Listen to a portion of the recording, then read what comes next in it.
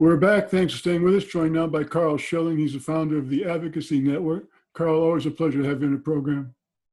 Yeah, it's great to be with you again, Don. And I know we're you're a heading big for proponent of financial victimization avoidance, so to speak. You've got a white paper that you just published. Tell us about that.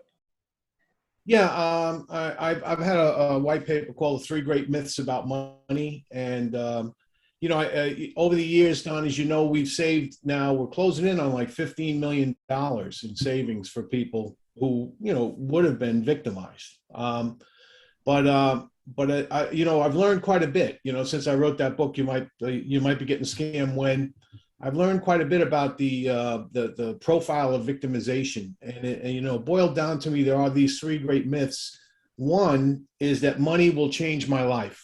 I mean, I'm certain that everybody seems to have that mentality, right, Don? You hear it all the time about, geez, if I just had more money, if I had money for this or I had money for that, everything would be fine and everything would go away. And sadly, that's never true. The wealthiest people in the world have problems, and money hasn't solved those problems for them. So we get caught in that one, virtual cycle about money will definitely change my life, right? The second one, this is fairly common, is to get rich quick, right? Everybody, for some reason, people they believe, hey, you can get rich overnight, and you can definitely do very little, almost nothing, and you can get rich. And this is a con man's blessing. I mean, for someone to believe that you can get rich quick, I mean, it's perfect if you're a con man to victimize somebody, right?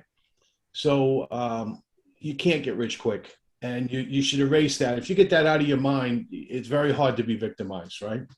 And lastly, I think is a corollary to getting rich quick. The corollary is I could become an overnight success.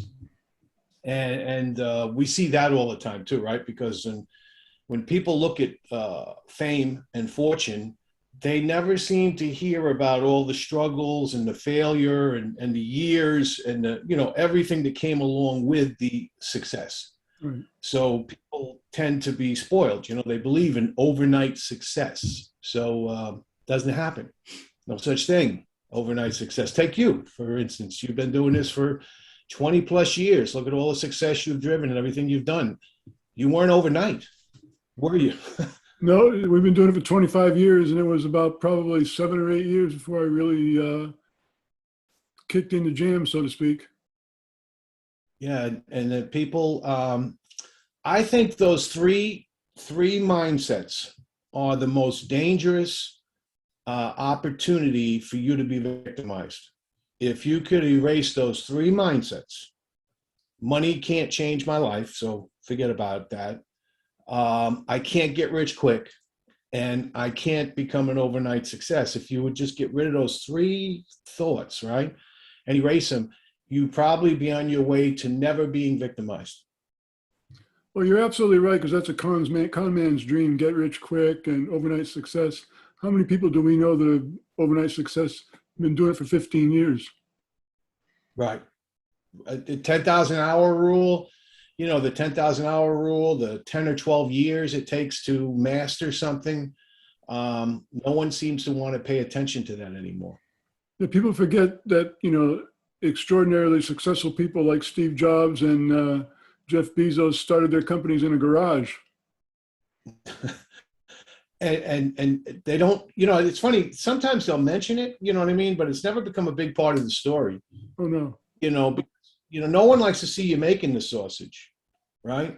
They just want to put the sauce on and eat the sausage. They don't want to see you doing it. So I think you're right. But again, my role is to help people put themselves in a position where they're inoculated and insulated. Your audience are people who tend to be investors and the mindset, and they're always looking for opportunities.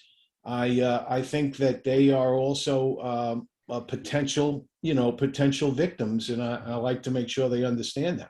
Well, we talk about a lot of small cap stocks on this program. Been doing it for 25 years, as we mentioned. And one of the things that really bothers me is these stock message boards online where people are talking about stocks, and you have these bashers who are just victimizing the stock market, victimizing the investors, and more often than not, they don't even have a position in the company. They're paid for by short sellers to try to drop the price of the stock so the short sellers can pick up a bargain.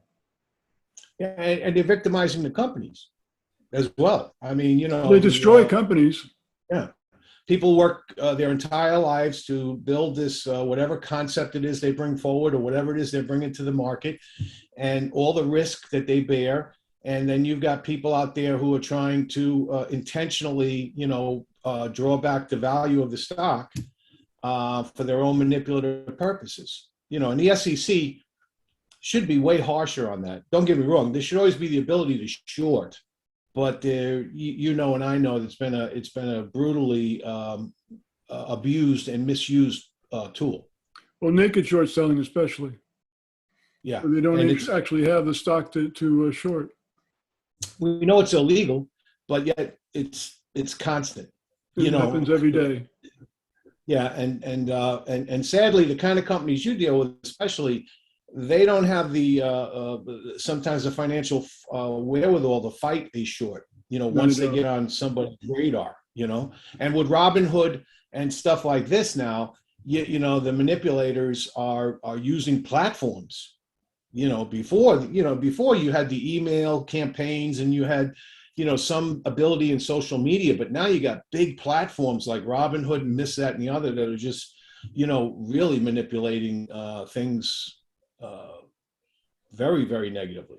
Well, I've interviewed over 5,000 executives over the years, and for the most part, they're dedicated. They're very, very dedicated to their shareholders, to their companies, and they want to make a success out of it. And the bashers try to make them out to be crooks.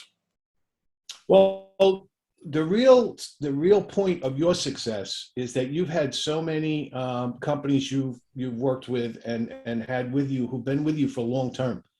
I mean, I'm sure that your viewers realize there are companies that are with you literally for years, For sure. and watching their growth. So, look, I've always been a proponent. My background in financial services and all. I've always been a proponent that investments are meant to be long term. That comes back to this get rich overnight thing. You know what I mean? Get rich quick. There's no such thing as popping into a penny stock or low stocks and getting rich quick. You have to have a company with a growth mentality. You have to have a company with a solid business plan with good people doing that plan, and you got to grow with them. I mean, that's the people got rich in Apple and all these others. These were not overnight flashes. Well, when we talk about companies on this program, we look for a solid business plan. We look for management that has enthusiasm about what they're doing, because enthusiasm is by far and away the most contagious emotion, as you all know.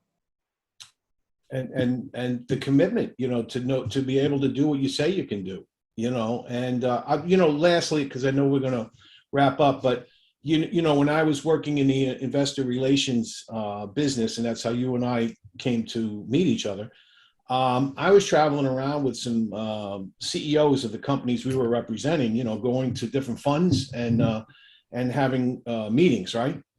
And I learned something very important to me, Don, at that point in time that I never considered. What I learned is the questions that were being asked of the CEOs that I represented, I started to recognize that they wanted to know why you would fail more than they wanted to know why would you succeed. And if you had a good handle and could answer the questions realistically of how I could fail, they more or less would like to invest in you, because I think they got the sense that you knew I'm in a risk business, but I also am realistic about the fact of what it's going to be. I'm not just on a Pollyannish, it can't fail scenario, right? And that changed my whole perspective in looking at things. The Advocacy Network, Karl, it's always a pleasure talking to you. Thanks for joining us once again.